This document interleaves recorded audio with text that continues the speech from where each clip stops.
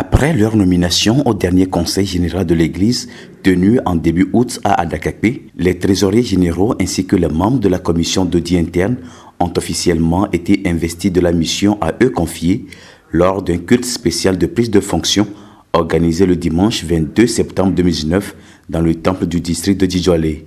Présenté une fois encore à l'Assemblée en ce jour, le corps pastoral à la tête duquel se trouvait le président de l'église de Pentecôte du Togo, l'apôtre Adédié-Kossi Antoine, a intercédé en faveur de ces élus de Dieu avant de leur imposer la main afin que l'onction céleste puisse les accompagner tout au long de leur mandat.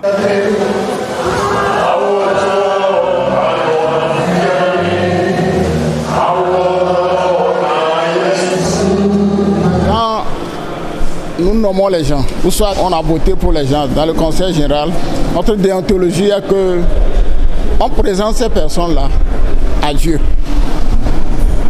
C'est vrai qu'ils ont des potentialités, mais Dieu, dans sa préscience et dans sa capacité, c'est lui seul qui peut les soutenir à le faire. Parce qu'il y a une chose, je peux faire, mais sans la grâce de Dieu, on ne pourra pas le faire. Donc nous avons l'habitude de dire à ceux pour qui nous prions qu'ils sachent que ce n'est pas la grâce de Dieu qu'ils sont nommés et ce n'est pas cette même grâce qu'ils pourront accomplir convenablement la tâche.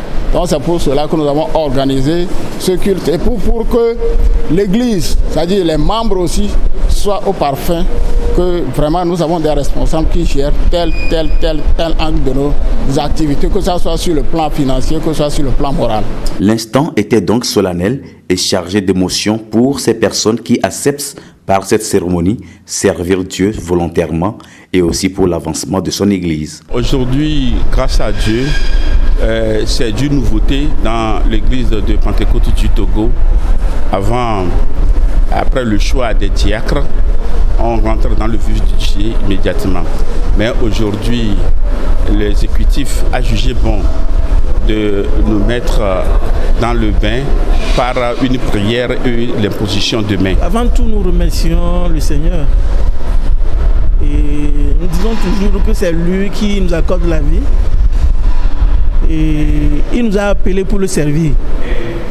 Nous ne pouvons pas refuser lorsque le Seigneur nous fait appel pour une mission particulière. Dieu veut que l'Église se modernise et se dote d'outils solides, modernes et performants. Donc, mes impressions, c'est la satisfaction que nous entamions ce sentier-là qui nous permettra de consolider l'Église sur tous les plans. Quelle est en réalité la mission confiée à la commission d'audit interne? Notre mission, c'est de veiller au respect des règles de gestion financière de l'Église. Du moment où il est vrai que l'Église n'est pas un commerce, ce n'est pas une industrie, mais c'est une association. Et avec des recettes, les cotisations des membres, avec des dépenses, avec des besoins. Donc il faut le planifier, il faut organiser ces finances-là et les fructifier, les consolider. Et il y a des règles à suivre pour qu'il n'y ait pas amalgame entre les différents postes. Quant à la trésorerie générale, ça représente le poids de toute une société, c'est-à-dire gérer la finance de l'Église, voir comment l'Église peut encore évoluer financièrement. Le trésor général, de façon résumée, c'est lui-là qui gère les finances et les ressources matérielles de l'Église. Donc pour gérer les finances et les ressources matérielles, il faut mettre en place des outils. Des outils peuvent être des applications. Les outils peuvent être les manuels de procédure, les outils peuvent être tout ce qu'il faut pour le contrôle interne. De ces réponses, on peut donc comprendre l'importance de ces spécialités dans le bon fonctionnement de l'Église.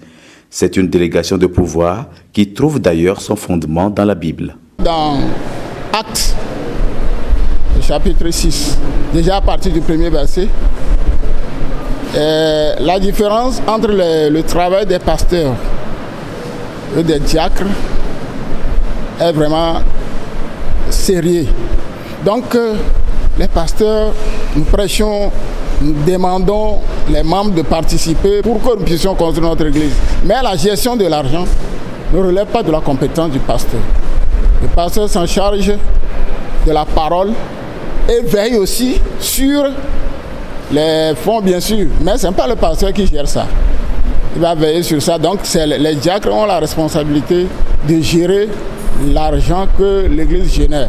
Ce que vous-même, vous collectez, les 5 francs, les 10 francs, les 1000 francs, c'est les diacres qui gèrent ça. Et ensemble avec les pasteurs, l'argent là, ça peut faire quoi? On a besoin de quoi?